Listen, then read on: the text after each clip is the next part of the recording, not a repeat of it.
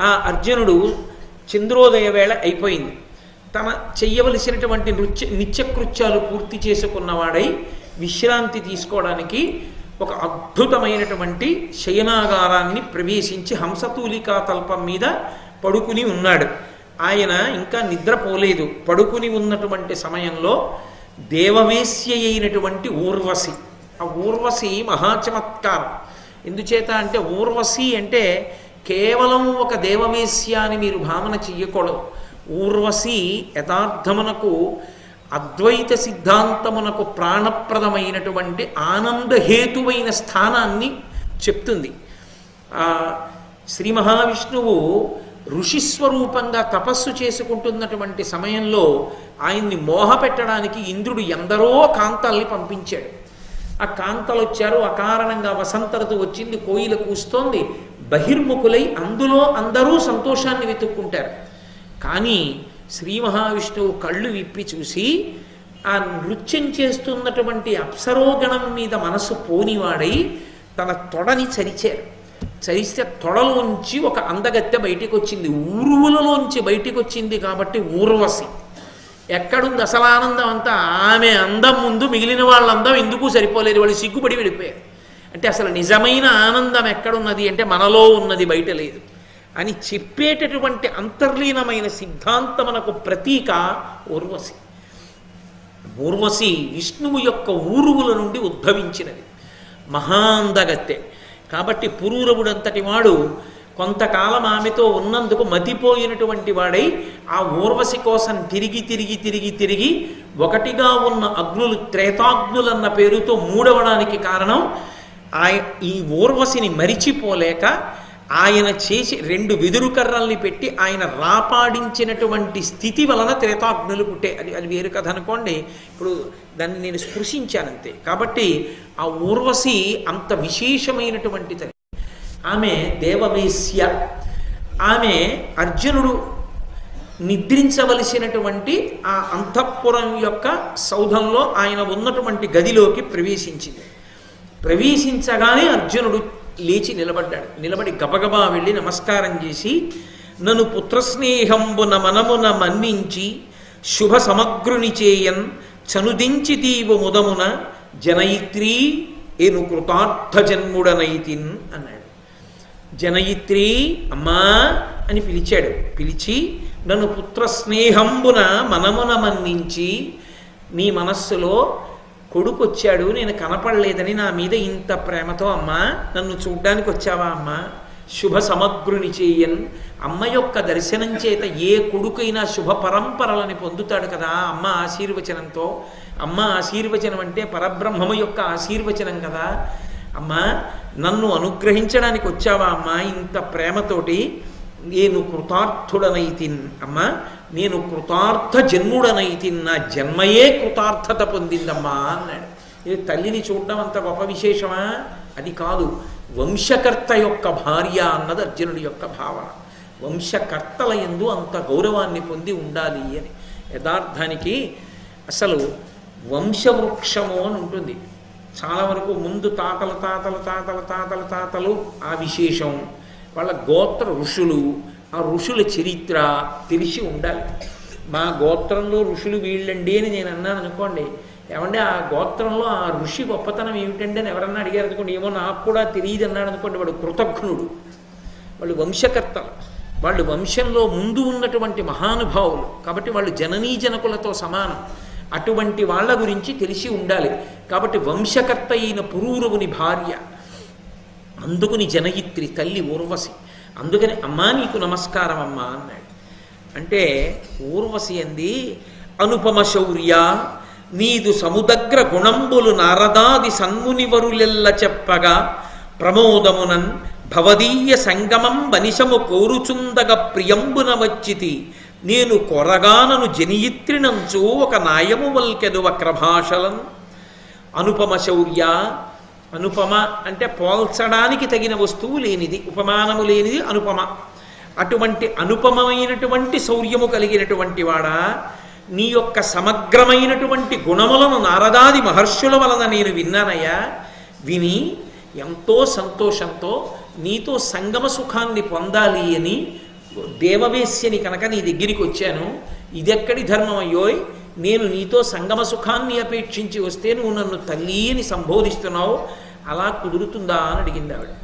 అడిగితే నీకు ఏనాటి తల్లిని నిజము చెప్పుమా, అమర లోకంబు వేశ్యలమైన మాకు ఇట్టి తగవులు నడవ వహీన బాహువీర్య ఇచ్చట వావులు వెతకచనదు. ఇది ఇంద్రలోకం, నేను దేవవేశ్యని. ఈ లోకంలో వావి వరసలు ఉండవు, ఒక్కొక్క లోకానికి ఒక్కొక్క ధర్మం. ఇది కేవలం భోగముతో కూడుకున్నటువంటి లోకం, పశ్చిమ దేశాల్లాగా. కాబట్టి ఇది కేవలం భోగానికి సంబంధించినటువంటి లోకం. ఇక్కడ నేను దేవవేశ్యని, నేను నీకు తల్లినేమిటి, నీకు ఏనాటి తల్లిని నిజము చెప్పుమా, ఏనాడు నీకు తల్లినయ్యా నేను అసలు, నీ ఎలా అన్నావు అలా నేను అమ్మనని. అమర లోకంబు వేశ్యలమైన మాకు ఇట్టి తగబులు నడవ హీన బాహువీర్య, అపారమైనటువంటి భుజశౌర్యము కలిగినటువంటి వాడా, బల సంపత్తి కలిగిన వాడా, ఎందుకు నన్ను అమ్మా అని పిలిచావో ఏది చెప్పు.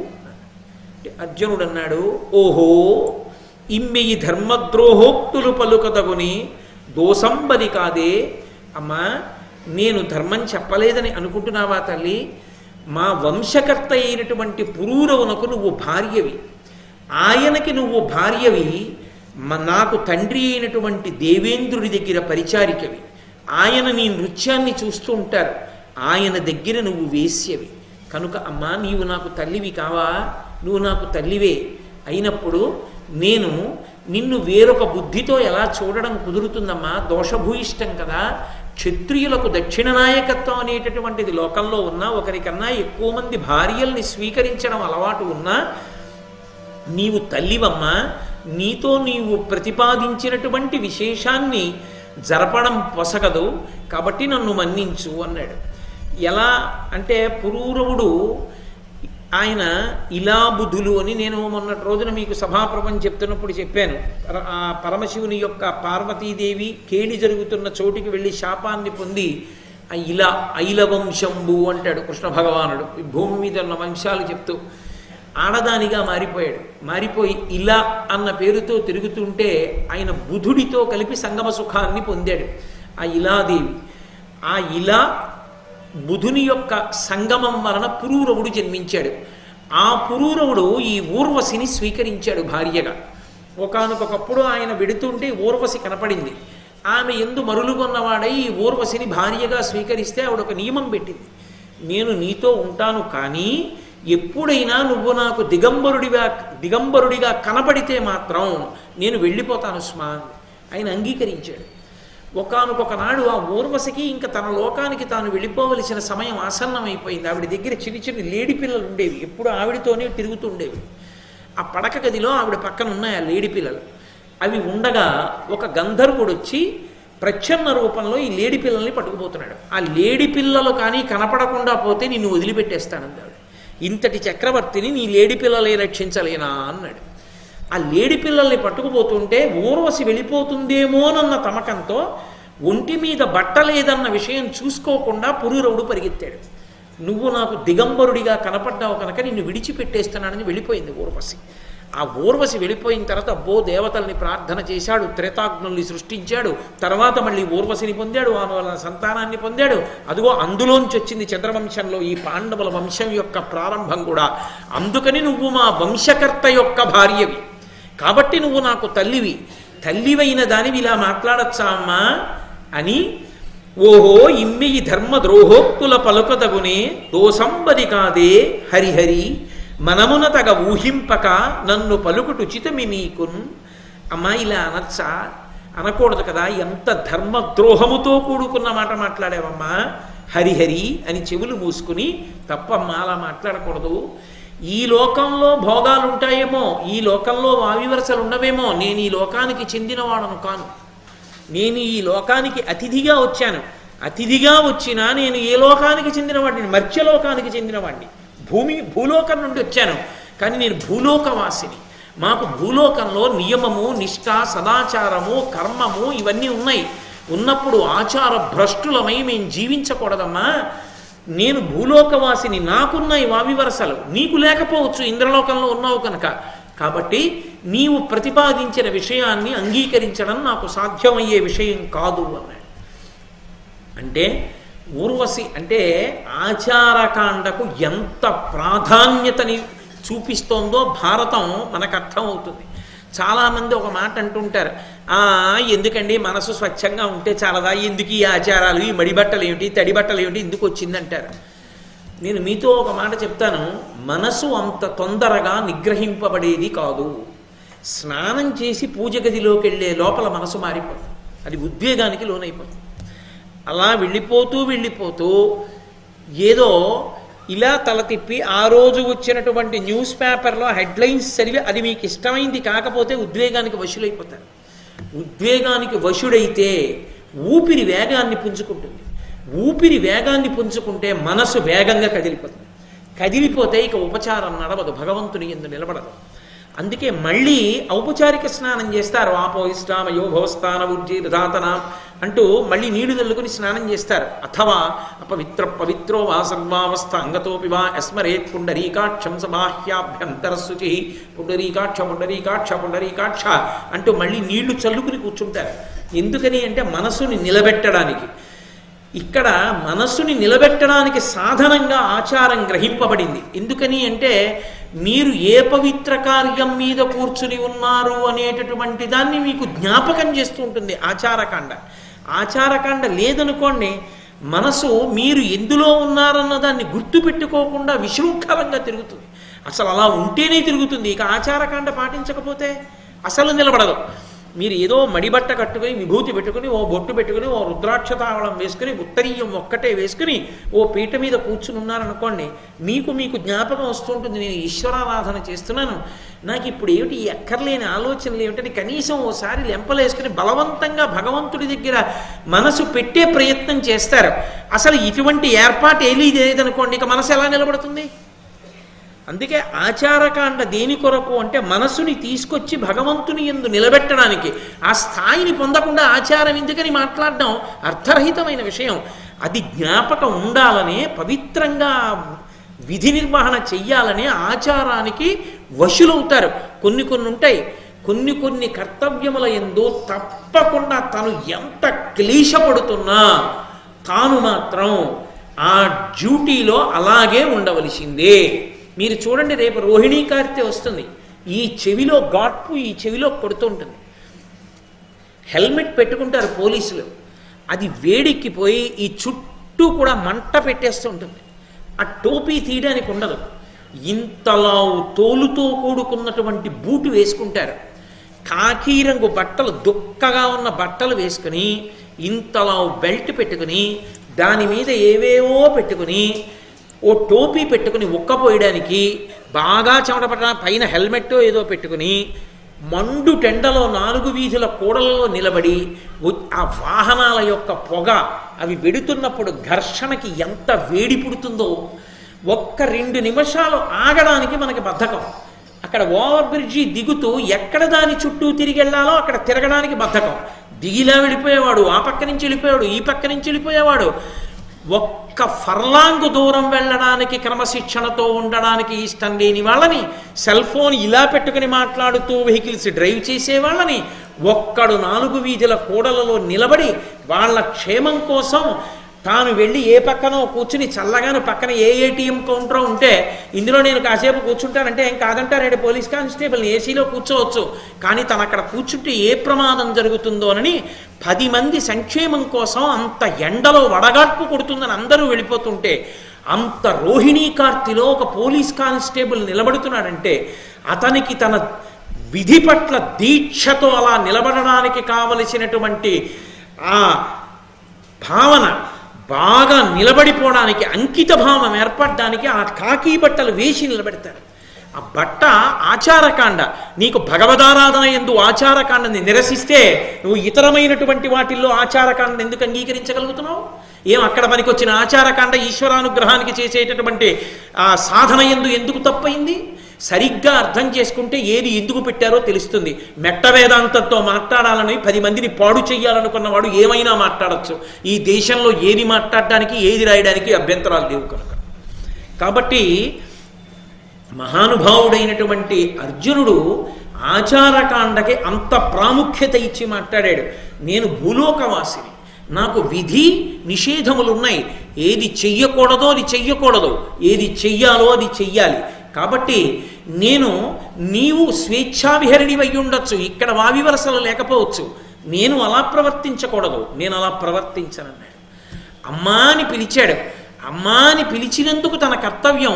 ఒకవేళ ఏదైనా అనకూడని మాట ఆవిడ నోటి వెంట శాపరూపంలో వచ్చినా అనుగ్రహం తల్లి అని నమస్కరించి ఊరుకోవడం తప్ప ప్రతిశాపం ఇవ్వకూడదు. అది ధర్మం అంటే. అందుకే ఊర్వశి కోపగించి నిన్ను వలచి వచ్చాను, నువ్వు నా కోరిక వమ్ము చేసి ఏదో గొప్ప గొప్ప వేదాంతాలన్నీ మాట్లాడావు, అందుకే ఒక స్త్రీ కోరిక తీర్చలేకపోయావు కనుక నువ్వు నపుంసకుడవై భూలోకంలో మానినీ లోకం యొక్క మధ్యలో మానరహితుడవై ప్రవర్తించు అని శాపవాక్కు విడిచిపెట్టి వెళ్ళిపోయి. కానీ ఎవడు ధర్మాన్ని నమ్ముకున్నాడో వాడికి శాపవాక్కు ఇయ్యబడినా అది కూడా వాడికి అనుగ్రహమే అవుతుంది తప్ప వాడిని పాడు చేసేది కాదు. అది కూడా భగవంతుని యొక్క అనుగ్రహంగానే భాషిస్తుంది. మరునాడు తెల్లవారింది. ఇంద్రుడు వచ్చాడు, చూశాడు. తెలుసుకున్నానయ్యా, రాత్రి ఊర్వశి నీ శయనాగారానికి వచ్చింది. పరమధర్మంతో నువ్వు మాట్లాడిన మాటలు కూడా విన్నాను. నువ్వేం బెంగ పెట్టుకోకు, ఇది నీకు ఈశ్వరుని యొక్క అనుగ్రహం. భూలోకంలో 12 ఏళ్ళు అరణ్యవాసం చేసిన తరువాత అజ్ఞాతవాసం చెయ్యాలిగా 1 సంవత్సరం. ఇంత తేజోమూర్తివైన నువ్వు ఏ వేషం కట్టి ఎక్కడ దాక్కుంటే లోకానికి తెలియకుండా ఉంటావు. ఇప్పుడు ఊర్వశి ఇచ్చినటువంటి శాపమే నీకు అనుగ్రహం అవుతుంది. ఆ అనుగ్రహమైనటువంటి కారణం చేత నువ్వు ఎక్కడ నువ్వు అజ్ఞాతవాసం చేస్తావో అక్కడ అంతఃపురంలో మానవుల మధ్య స్త్రీల మధ్య నృత్యాన్ని నేర్పుతూ కేవలం ఒక నృత్యం చెప్పేటటువంటి అధ్యాపకుడిగా ఇంత శౌర్యాన్ని పక్కన పెట్టి బ్రతుకుతావు. దానివల్ల నీ అజ్ఞాతవాసం క్షేమంగా గడిచిపోతుంది. కాబట్టి నీకు ఈ పేడితనం వచ్చింది, దానితో పాటుగా 10 మందికి సంగీతం చెప్పి నృత్యం నేర్పగలిగిన శక్తి కూడా నువ్వు పొందితే అర్జున, అజ్ఞాతవాసం పూర్తి చేయడానికి అది సాధనంగా ఉంటుంది. కాబట్టి ఈ అరణ్యవాస కాలాన్ని దానికి అనువుగా మీరు ఉపయోగించుకోండి. ఎలాగో 12 ఏళ్ళు నువ్వు అంతఃపురంలో ఉండక్కర్లేదు, యుద్ధాలు చేయక్కర్లేదు, పరిపాలన చెయ్యక్కర్లేదు, ఈ కాలాన్ని సద్వినియోగం చేసుకోండి అన్నాడు. అని వజ్రాస్త్రమాదిగా వరదుడై వివిధ దివ్యాస్త్రముల్ పార్థున కమరనిచ్చి తత్ప్రయోగంబులు తద్రహస్యంబులు తన్నివర్తనములు దడయ కపుడ దయనుపదేశించి దారుణాహవములంద విజేయ వీర్యుండవము పేర్మినని మహాసౌహార్ధుడై చిత్రసేనుడం గంధర్వ పతితోడ గారవమున వజ్రధరుడు గీత వాద్య నృత్యంబులు గరప పంచబార్ధు గడగి ఇట్టు అమరనాథునొద్దన అర్జనుండుండా ఏ నేడులరిగే ఇట మహీతలమున. ఆ ఇంద్రుడు నీకు నేను వజ్రాయుధాన్ని ప్రయోగించడం, ఉపసంహారం చేయడం మొదలైనటువంటి మంత్రములతో నీకు దీన్నంతటినీ అనుగ్రహిస్తున్నానని ఆ వజ్రాయుధాన్ని ఇచ్చాడు. ఇచ్చి భయంకరమైనటువంటి యుద్ధములలో కూడా నీవు శత్రువుల్ని పరిమార్చి విజేతవై నిలబడదువుగాక అని ఆశీర్వదించి చిత్రసేనుడనేటటువంటి గంధర్వపతిని పిలిచి, నువ్వు మా అబ్బాయికి అర్జునుడికి కొన్నాళ్ల పాటు నృత్యము సంగీతము నేర్పించవయ్యా.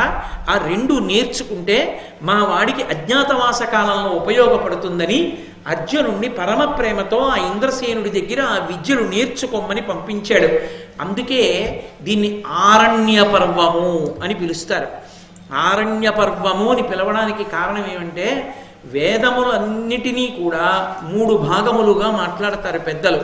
సంహిత, బ్రాహ్మణము, ఆరణ్యకము అని పిలుస్తారు. ఇందులో సంహిత అంటే సంకలనమైనది అని గుర్తు. ఒక వేదంలో ఉండేటటువంటి మంత్రాలు చెల్లాచెదరుగా అటు ఇటు పడి ఉన్న వాటినన్నింటినీ తీసుకొచ్చి సంకలనం చేసి దేన్ని ఎక్కడ దేని తర్వాత చదవాలో ఏర్పాటు చేసి కూర్పు చేసి పెట్టినటువంటి విధి విధానమునకు దాన్ని సంహితాభాగము అని పిలుస్తారు.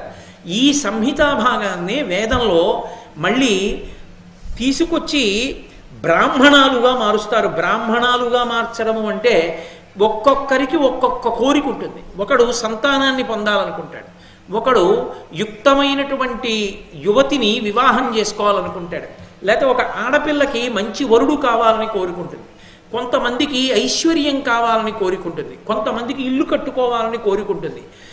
ఏ కోరిక కలిగినప్పుడు ఏ దేవతని ఎలా ఉపాసన చెయ్యాలో, హోమం ఎలా చెయ్యాలో, అందులోకి హవిస్సు ఎలా ఇవ్వాలో, ఏ లఘుగాయత్రితోటి స్వాహాకారాన్ని కలపాలో, బ్రహ్మస్థానంలో ఉన్నటువంటి వ్యక్తి యజ్ఞ నిర్వహణ యందు ఆ హోమ ప్రక్రియ యందు ఎటువంటి జాగ్రత్త తీసుకోవలసి ఉంటుందో ఈ విధి విధానాన్నంతటినీ చెప్పి మంత్రాన్ని హోమ ప్రక్రియగా మార్చి అందులో అనుసంధానం చేసినటువంటి మంత్రముల చేత ప్రీతి పొందిన దేవతల యొక్క అనుగ్రహము చేత ఆ యజమానుల యొక్క కామ్యములను తీర్చడానికి వీలుగా సంహిత యందున్నటువంటి మంత్రభాగాన్ని ఆరాధనా ప్రక్రియగా మార్చినటువంటి విధి విధానములకు బ్రాహ్మణములని పేరు. వాటిని బ్రాహ్మణాలు అని పిలుస్తారు. మూడవది ఉంటుంది, వాటిని ఆరణ్యకములు అంటారు. ఆరణ్యకములు అసలు యజ్ఞం ఎందుకు చెయ్యాలి, యాగం ఎందుకు చెయ్యాలి, హోమ ప్రక్రియ ఇలా ఎందుకుంటుంది, వేదంలో మంత్రభాగం అలా ఎందుకుంటుంది, వేదంలో ఎక్కడెక్కడ ఏ ఏ మంత్రాలు ఉంటాయి, ఈ మంత్రాల వెనక ఉండే తాత్పర్యం ఏమిటి, దీన్ని బాహ్యంలో కర్మాచరణకి ఉపయోగించినట్టుగా లోపల జ్ఞానావిర్భావము కొరకు ఎలా ఉపయోగించవచ్చు, వీటి తాత్పర్యం ఏమిటి, వీటి తాత్పర్యం ఎలా లోపల మననం చెయ్యాలి అని ప్రశాంతంగా ఏకాంతంగా ఉండడానికి అనువైనటువంటి ప్రదేశాన్ని ఎంచుకుని అక్కడ కూర్చుని వీటినన్నింటినీ కూడా పవిత్రమై తానుండి శౌచముతో ధ్యానము చేసి జ్ఞానమును పొందడానికి వీలైనటువంటి స్థితిని పొందడానికి యోగ్యమైన ప్రక్రియను అందించేటటువంటి స్థితికి ఆరణ్యకమని పేరు. దాని చేత దేవతానుగ్రహం కలుగుతుంది. ఎక్కడ కలిగింది? అరణ్యకాండ, అరణ్య పర్వము అని పేరు. వనపర్వము అని సంస్కృతంలో పిలుస్తుంటారు. అదే ఆరణ్య పర్వం అయింది. ఎందుకయింది ఆరణ్య పర్వం? అరణ్యంలో ప్రవేశించింది మొదలు గంగానది ఒడ్డుకి వెళ్ళగానే నిత్యాగ్నిహోత్రీకులైనటువంటి వారు నిరంతరము వేదపఠనం చేసేటటువంటి కొన్ని వేల మంది బ్రాహ్మణులు ధర్మరాజు గారితో అరణ్యంలోకి వస్తానన్నారు. వాళ్ళందరికీ అన్నం పెట్టడం కోసం అన్నదాత అయినటువంటి ఆదిత్యుడి యొక్క అనుగ్రహాన్ని పొంది అక్షయ పాత్రని పొంది దానితో ఇన్ని వేల మంది బ్రాహ్మణులకు అన్నం పెడుతున్నారు. నియమం ఏమిటి? బ్రహ్మచర్యాన్ని పాటిస్తూ కృష్ణాజినాన్ని కట్టుకుని కందమూలాలు తింటూ వాళ్ళు అరణ్యంలో ఉండాలి. పరమ సాత్వికమైనటువంటి మునివృత్తిలో సాత్వికాహారం తింటూ రాజసమైనటువంటి గుణాలకి దూరంగా, అందుకే దానికి ఆరణ్యకములని పేరు. ఎక్కడో అరణ్యంలో ఏకాంత ప్రదేశంలో కూర్చుని ధ్యానం చేసి చింతన చెయ్యవలసినటువంటి విషయాల్ని పరమేశ్వరుడి అనుగ్రహంగా తమంత తాముగా వచ్చిన కొన్ని వేల మంది నిత్యాగ్నిహోత్రీకులైన బ్రాహ్మణులు వాళ్ళు ఉత్తినే కూర్చుంటారా? ప్రతిరోజు వేదాల్లోంచి మంత్రాలు చదువుతుంటే ధర్మరాజాదులు కూర్చుని ప్రశాంతంగా ఇంకొక పని లేదు కనుక ఈ మంత్రాలకు అర్థం ఏమిటి, ఈ హోమ ప్రక్రియకి అర్థం ఏమిటి, దీని వెనక ఉన్న తాత్పర్యం ఏమిటి, అదే వింటూ అదే ఆలోచిస్తూ దాని గురించే ధ్యానం చేస్తున్నారు. దాని గురించి ధ్యానం చేసి తెలుసుకున్నంత మాత్రం చేత దేవతల యొక్క అనుగ్రహం కలుగుతుంటుంది. అలా అనుగ్రహం కలిగినటువంటి కారణం చేత ఎవరికి ఏది అవసరమో అది సమకూరుతుంది. అందుకే ఆ ఆరణ్య పర్వంలోకి ప్రవేశించినదాదిగా ధర్మరాజు గారికి సూర్య భగవానుడి వల్ల అక్షయ పాత్ర వచ్చింది, అర్జునుడికి పరమశివ దర్శనమైంది, పాశుపతాస్త్రం వచ్చింది, యమధర్మరాజు గారి దర్శనమైంది, వరుణుడి దర్శనమైంది, అలాగే ఇంద్రుని యొక్క దర్శనమైంది, వరుణుడి దర్శనమైంది. వీళ్ళందరూ కూడా అనేకమైన అస్త్రములు ఇచ్చారు. ఏకంగా రథం ఎక్కి అమరావతికి వెళ్ళాడు, స్వర్గలోక దర్శనమైంది. ఇంద్రుడితో కలిసి అర్ధసింహాసనం మీద కూర్చున్నాడు. శాపం కూడా వరంగా పరిణమించింది. తదనంతరము వజ్రాయుధం అనబడేటటువంటి ఆయుధం కూడా తనకి దక్కింది, అస్త్రం దక్కింది. ఇది కాక అజ్ఞాతమాసం గడపడానికి వీలైనటువంటి రీతిలో కావలసినటువంటి నృత్య సంగీత విద్యలు చిత్రసేనుడు అనబడేటటువంటి గంధర్వుడి యొక్క అనుగ్రహం చేత లభిస్తున్నాయి. ఇవన్నీ రాజ్య పరిపాలన చేస్తుంటే అర్జునుడు నాట్యం నేర్చుకుంటూ సంగీతం నేర్చుకుంటూ కూర్చోగలడా? కూర్చోలేడు. ఆపద గట్టెక్కడానికి ఏది ఏది అవసరమో అవన్నీ దేవతానుగ్రహంగా సమకూడుతున్నాయి. అందుకని ఇది ఆరణ్య పర్వమైంది. కాబట్టి ఆరణ్య పర్వాన్ని వనపర్వాన్ని చదువుకోవడం అంటే వీళ్ళు ఏ అనుగ్రహాలు పొందుతున్నారో అది చదువుకున్న వాళ్ళు, అది విన్నవాళ్ళు కూడా అదే అనుగ్రహాన్ని పొందుతారు. అందుకు మహాభారతం చెప్పుకోవడం, మహాభారతం చదవడం, దేవాలయాల్లో మహాభారతం చెప్పడం అనేటటువంటిది విశేష ప్రక్రియగా ఎందుకు వచ్చిందంటే, ఎక్కడ మహాభారతం చెప్పబడుతోందో అక్కడికి దేవతలందరూ వస్తారు. నేను చెప్తున్న మాట కాదది, పరమాచార్య వంటి మహాపురుషులు చెప్పిన మాట. దేవతలందరూ వస్తారు. వాళ్ళందరూ ఒక విశేషమైన పని చేసి వెళ్ళిపోతారు. ఎవరు మూల విరాట్ ఉంటారో వారి యందు తమ అనుగ్రహాన్ని నిక్షేపించి వెళ్ళిపోతారు. ఈ దేవాలయానికి తరువాతి కాలంలో వస్తారు భక్తులు. వాళ్ళ కోరికలు తీర్చమని దేవతానుగ్రహం అయ్యప్ప యందు నిక్షిప్తమవుతుంది. ఆ తర్వాత ఎవరు ఏ కోరికతో వచ్చినా వారికి కావలసిన అనుగ్రహం ఆయన నుండి ప్రసరణమవుతుంది. కాబట్టి కేవల మహాభారత ప్రవచనం చేత, పఠనం చేత దేవతామూర్తులే శక్తివంతులవుతారంటే, ఇక మనుష్యులు మహాభారతం వినకపోతే, మహాభారతం చదవకపోతే ఆ జీవితానికి అర్థమే ఉంటుంది. అందుకని ఆరణ్య పర్వం అంత శక్తివంతమైంది. కేవల మహాభారత ప్రవచనం చేత, పఠనం చేత దేవతామూర్తులే శక్తివంతులవుతారంటే, ఇక మనుష్యులు మహాభారతం వినకపోతే, మహాభారతం చదవకపోతే ఆ జీవితానికి అర్థమే ఉంటుంది. అందుకని ఆరణ్య పర్వం అంత శక్తివంతమైంది. కాబట్టి ఇలా నడుస్తుండగా స్వర్గలోకంలో ఆయన గడిపినటువంటి కాలం ఈ భూలోకంలో 5 సంవత్సరములకు సమానం. అప్పటికి 5 ఏళ్ళు అయిపోయింది అర్జునుడు వెళ్ళి. ధర్మరాజాదులు ఎంత బెంగ పెట్టుకుని ఉంటారు? చాలా బెంగ పెట్టుకున్నారు. ఇలా ఉండగా ఒక రోజున రోమశ మహర్షి అనబడేటటువంటి మహర్షి ఇంద్రలోకానికి, అమరావతి నగరానికి వచ్చి ఆ ఇంద్ర సభాప్రవేశం చేసి ఆ ఇంద్రుని యొక్క అర్ధసింహాసనం మీద కూర్చుని ఉన్నటువంటి అర్జునుణ్ణి చూసి, ఏమయ్యా ఆయన ఎవరు? అర్ధసింహాసనం మీద కూర్చున్నాడు. ఇన్ని మాటలు ఇంద్రలోకానికి వచ్చాను కానీ ఇంత గొప్ప సత్కారాన్ని పొందిన వ్యక్తిని నేను చూడలేదు, నాకు ఆ విశేషం ఏమిటో చెప్పమన్నాడు. అంటే ఇంద్రుడు ఆయన ఆదిముని, అర్జునుడిగా ఉన్నాడు, నా కుమారుడు, ధర్మ సంస్థాపనార్థమని తగిన అస్త్ర సంపత్తిని పొందడానికి హిమవత్ పర్వతం మీద, ఇంద్రకీలాద్రి మీద తపస్సు చేసి పరమశివుని యొక్క దర్శనాన్ని, అనుగ్రహాన్ని పొందితే, ఇతర దేవతలు అనుగ్రహిస్తే అమరావతికి ఆహ్వానించి తీసుకొచ్చి అర్ధసింహాసనం ఇచ్చి గౌరవించారని ఆ విశేషాలన్నీ చెప్పి అర్జునుడి వచ్చి 5 సంవత్సరాలు అయిపోయింది. ధర్మరాజాదులు బెంగ పెట్టుకుని ఉంటారు. నువ్వు తరచు తీర్థయాత్ర చేస్తూ ఉంటావు కాబట్టి నువ్వు భూలోకానికి వెళ్ళి ధర్మరాజాదులకు అర్జునుడి యొక్క క్షేమవార్త తెలిపి అతను సమస్త అస్త్రశక్తులను పొందాడు అనేటటువంటి శుభవార్త చెప్పి ధర్మరాజుకి చిత్తశాంతి కలగడానికి తీర్థయాత్రకి తీసుకెళ్ళు అని చెప్పాడు. తప్పకుండా నేను ఈ ఉపకారం చేస్తానని రోమశ మహర్షి బయలుదేరారు. రోమశ మహర్షి ఒక ఆశ్చర్యకరమైనటువంటి స్థితి కలిగినటువంటి వాడు. ఆయన నిత్య బ్రహ్మచారి.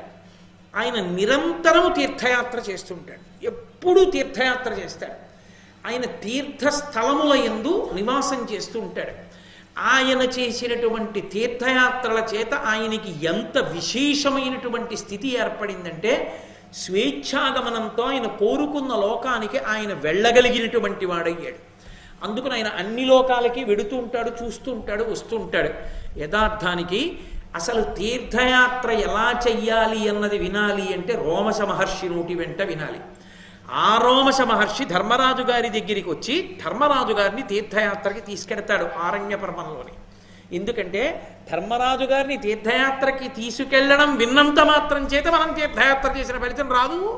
అందున రోమశ మహర్షి చిత్రం ఏమిటంటే, ఆయనకి కొంతమంది శిష్యగణాలు ఉన్నాయి. ఆ శిష్యగణాలన్నీ కూడా రోమశ మహర్షులనే పేరు, వాళ్ళందరికీ కూడా రోమశులనే పేరు. ఆ రోమశులందరూ కూడా ఏ విధానాన్ని స్వీకరించారంటే తీర్థయాత్ర చేయడమే. వాళ్ళు ఎప్పుడూ తీర్థయాత్ర చేస్తూ ఉంటారు. ఇప్పటికీ శ్రీకాళహస్తి క్షేత్రంలో 2 గడపలు ఉంటాయి. మొదటి గడపకి రెండో గడపకి మధ్యలో రోమశ మహర్షి యొక్క శరీరాన్ని దాని కింద పెట్టారు అంటారు. అందుకే మొదటి గడప దాటి కంచు గడప దాటుతారు.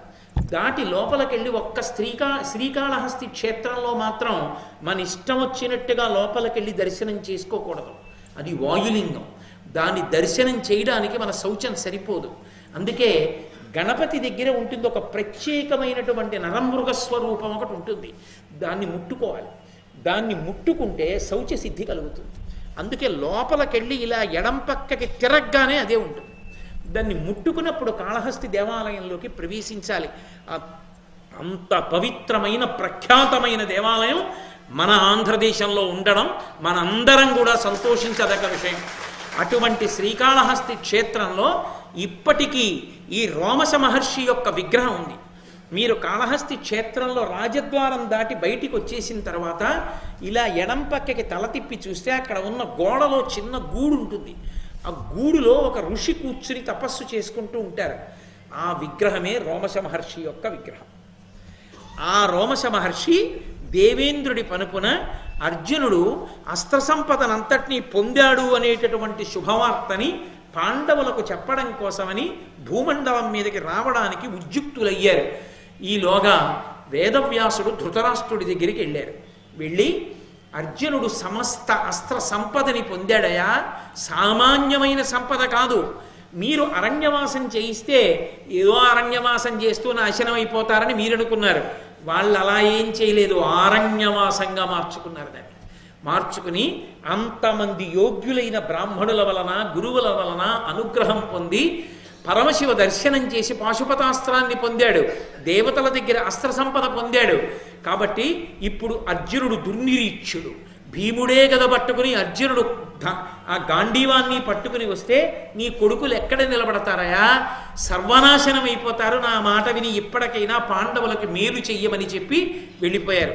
ఈ మాట వినగానే సంజీవుణ్ణి పిలిచాడు. భోరువని ఏడుపు మొదలెట్టాడు ధృతరాష్ట్రుడు. అసలు ఉత్తప్పుడే ఆ గాంధీవాన్ని ఖాండవవన దహన సమయంలో అర్జునుడు సంపాదించాడు. అక్షయబాణ తూనీరాలు ఉన్నాయి. ఈ భూమిని బ్రద్దలు కొట్టగలడు తన బాణ పరంపరల చేత. ఆ భీమసేనుడు ఆ గద తిప్పుతూ వస్తే ఆయన ముందు నిలబడగలిగినటువంటి వాడు లేడు. దానికి తోడుగా ఇప్పుడు ప్రత్యేకంగా ఇంత గొప్పవాడై అర్జునుడు తిరిగి వస్తున్నాడు. ఇక నా కొడుకుల జీవితం ఎలా ఉంటుందో అని ఏడుపు మొదలెట్టాడు. అంతేకాని వాళ్ళంత ధర్మాత్ములు ఇప్పటికైనా బుద్ధి మార్చుకుంటారన్న మాట మాత్రం అన్నాం. అంటే సంజయుడు అన్నాడు, నీకొక విషయం తెలుసా మహారాజా, శ్రీకృష్ణ భగవానుడు ఈ మాయాద్యూతం జరిగినప్పుడు లేడు. తదనంతర కాలమనందు ఆయన అరణ్యవాసం చేస్తున్న పాండవుల దగ్గరికి వెళ్ళాడు.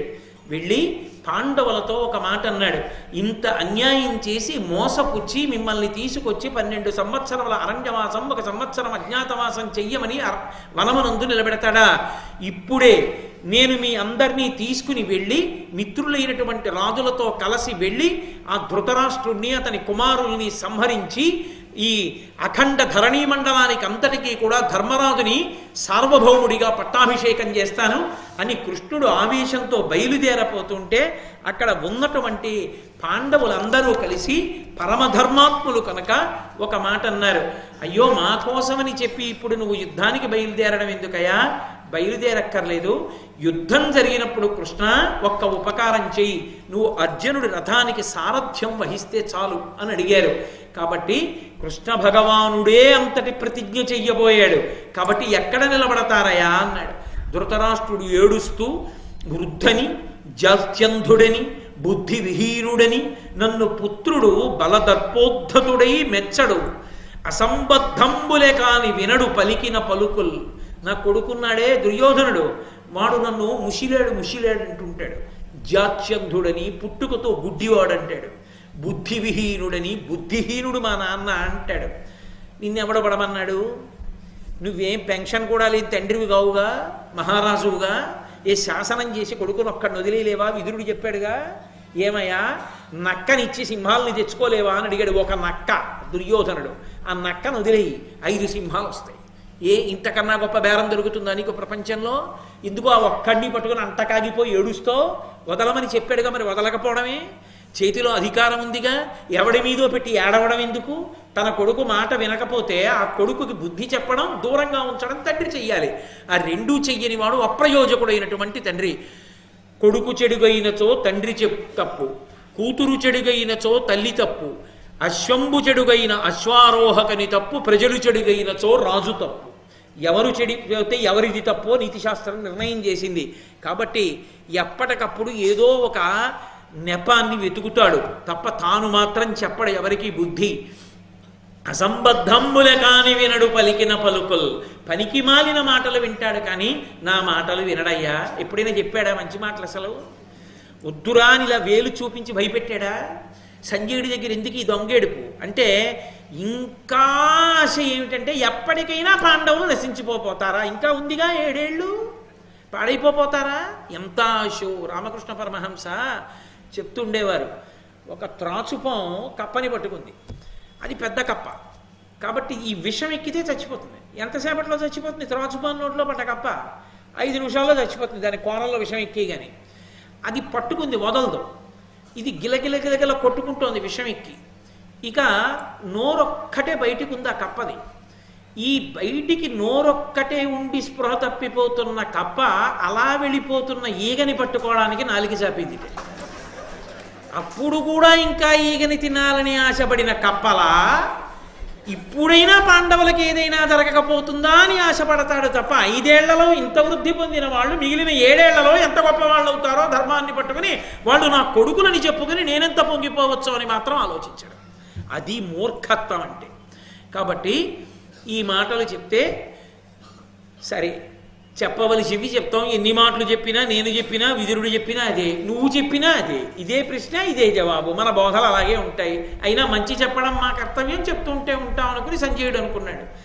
తర్వాత అక్కడ వనవాసం చేస్తున్నటువంటి ధర్మరాజు దగ్గరికి వెళ్ళి భీముడు అన్నాడు, సమయాబ్దంబుల కంటే ముందర మహోత్సాహంబునన్ బాహుమిక్రమమొప్పన్ విజయుండు నేను తగ సంగ్రామంబులో ఏకకాలంబున ఏకకాలంబున ఆ ధృతరాష్ట్రాజాధముల నెల్లం చంపి భూచక్రరాజ్యము చేకొందుము కౌరవేంద్ర మురజిత్సఖ్య ప్రసాదంబునన్.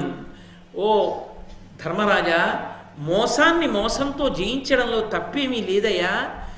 మనం 12 ఏళ్ళు పోయేటప్పటికీ మనకి పరిచయమైనటువంటి వాళ్ళందరూ దూరం అయిపోతారు. అవతల దుర్యోధనుడు బాగా ఊంచుకుంటాడు ప్రజల్లో, అందుకని ఊంచుకోకముందే దండయాత్ర చెయ్యాలి. కాబట్టి ఎలాగైనా అర్జునుడు నేను తొందరగా కృష్ణ భగవానుడితో కలిసి దండయాత్రకు వెళ్ళిపోయి ధార్తరాష్ట్రుల్ని చంపేస్తాం, నీకు పట్టాభిషేకం చేసేస్తాం. ఒకవేళ 12 ఏళ్ల అరణ్యవాసం 1 సంవత్సరం అజ్ఞాతవాసం చెయ్యకుండా బయటికి వస్తే సభలో పెద్దలైన వారితో కలిసి సత్యభంగం చేసిన నేను కూర్చోవడానికి అర్హత కోల్పోతానని మనసులో ఏమైనా దిగులు పెట్టుకున్నవాడివి నువ్వైతే నేను ఒక మార్గం చెప్తాను విను. మేము 4 వెళ్ళిపోతాం, వెళ్ళిపోయి వాళ్ళని చంపేసి రాజ్యం అంతా సిద్ధం చేసేస్తాం. నువ్వు చేసి వచ్చేయి 13 ఏళ్ళు. 12 ఏళ్ల అరణ్యవాసం 1 సంవత్సరం అజ్ఞాతవాసం నువ్వు చేయి, పెద్దవాడివి కనుక ధర్మాత్ముడివి కనుక చేసి రాగానే నీకు పట్టం కడతాం. పట్టం నీకే కడతాం, నువ్వే సార్వభౌముడవు. కానీ ఈ లోపల మేము అక్కడ తెవిల్చేస్తామంటే పగని అణుచుకోలేడు. వాళ్ళు పెట్టినటువంటి కష్టాలు మనసుని గుచ్చినప్పుడల్లా అన్నయ్య అనుమతిస్తే కొట్టేయడమే అనుకుంటుంటాడు. అంత ఆ ఉద్రేకం భీమసేనుడి. కాబట్టి ధర్మరాజు గారికి తెలుసు దేన్ని ఎలా చల్లార్చాలో బాగా తెలుసున్నటువంటి ప్రజ్ఞాశాలి. అందుకు కదా తిక్కన గారు మెత్తని పులిని పిలిచాడు. వెంటనే భీమసేనుణ్ణి గట్టిగా కౌగిలించుకుని దగ్గరికి తీసుకుని మూర్కొని అంటే బ్రహ్మస్థానమునందు ముద్దు పెట్టుకున్నాడు. ముద్దు పెట్టుకుని గట్టిగా కౌగిలించుకుని తొడ మీద కూర్చోబెట్టుకుని, తమ్ముడా ఎంత గొప్పగా మాట్లాడావురా, ఎంత ప్రేమరా నీది, ఎంత ఆలోచనరా, ఇన్ని తెలివితేటలతో మాట్లాడావురా. కానీ నాన్న నేను ఒక్క మాట చెప్తాను విను. అనలునకు గాట్పు తోడైన ఎట్టు ఇంద్ర తనయునకు నీవు తోడైన దడయ కాజి బోరి రిపులకు బ్రతకంగబోల అయినా అనగా ఇది కోపమునకు అనవసరంబు. గాలికి మంట తోడైతే రెండూ కలిపి ఎలా కాల్చేస్తాయో అలా అర్జునుడు నువ్వు తోడైతే నిలబడతారా ధార్తరాష్ట్రులో? నిలబడలేరు, మీరిద్దరూ కలిపి కొట్టేయగలరు, అందులో సందేహమేం లేదు. కానీ నాన్న ఇది కోపం తెచ్చుకోవడానికి సమయం కాదు, నేను చెప్తాను కదూ సమయం ఎప్పుడో. ఉద్రేకపడిన భీమసేనుణ్ణి ఎప్పటికప్పుడు ధర్మం కోసం ఆప్ చేస్తుంటాడు. అయితే ఇంత ఉద్రేకం ఉన్న భీమసేనుడి దగ్గర ఒక గొప్ప లక్షణం ఉంది. అన్నగారు ఇలా అన్నాడు అనుకోండి వెళ్ళిపోతాడు తప్ప, నువ్వు ఇలాగే మాట్లాడతావు నేను వెళ్ళిపోతాను అనడం. అది ఆ అన్నదమ్ముల్లో ఉన్నటువంటి గొప్పతనం. కాబట్టి ఈ మాటని 13 ఏండ్లు పోయిన పదపడి పార్థుండు నీవు పరనృపతుల దుర్మదుల వధించి విజయాస్పద బాహుల రగుడు ధర్మ పరిరక్షకులై.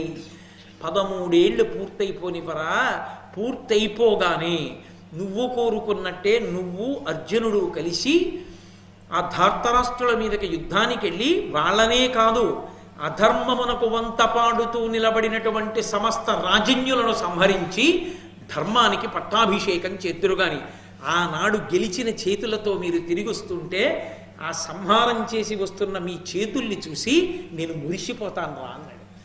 ఏదో ఉత్సాహపరిచాడు కదూ, సంతోషపడిపోయి భీమసేనుడు ఊరుకున్నాడు. అక్కడితో ఇవాల్టి నా ఉపన్యాసాన్ని అందరూ శుభప్రదంగా మంగళప్రదంగా ఉన్నారు అన్న చోట ఆపు చేస్తారు.